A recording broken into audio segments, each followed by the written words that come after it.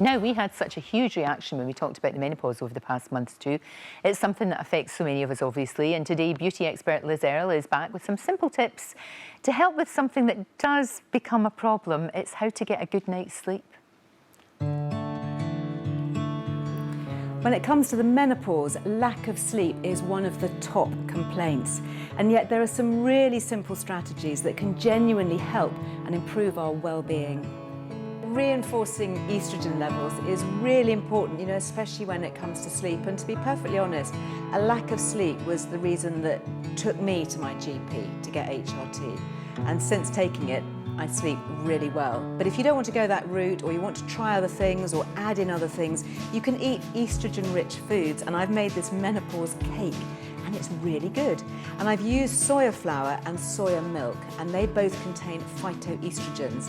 And I've also added in some flax seeds, again, phytoestrogens. I've got calcium coming from sesame seeds, I've got some sunflower seeds, a bit of crystallized ginger that gives it a great flavor, really anti-inflammatory, helps with nausea and just sort of general low feelings. And you can just serve up a plateful. Why not have a menopause tea party, for heaven's sake? Let's get this conversation going and enjoy an estrogen-rich cake at the same time. So the other thing that's really helpful is to get into a routine so that your body kind of knows that it's time to go to sleep. Really important is to turn your screens off.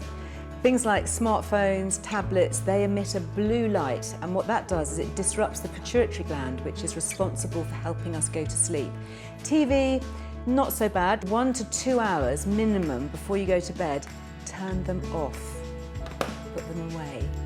So instead, you can look at a book, read the printed page, a magazine, a hobby, talk to somebody.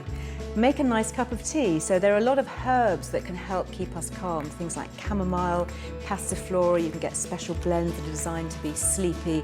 Other things that can really help calm are lavender oil. Now, you might think this is a bit of a myth, but it's actually been scientifically proven that the smell of lavender is very sedating.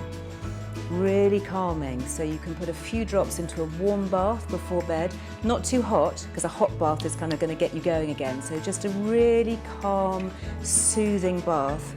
Also really good to sprinkle on a pillow. So you can either just sprinkle it on, or you could just pop it onto a tissue and tuck that under your pillow. It just really helps reset the mind into a little bit of calm. And if you can, why don't you try having a silk pillowcase? I've actually found these really useful because they leave less creases on the face. And if you can, try and sleep on your back so that you don't wake up with a creased face as well. All these things can really help encourage a really great night's sleep.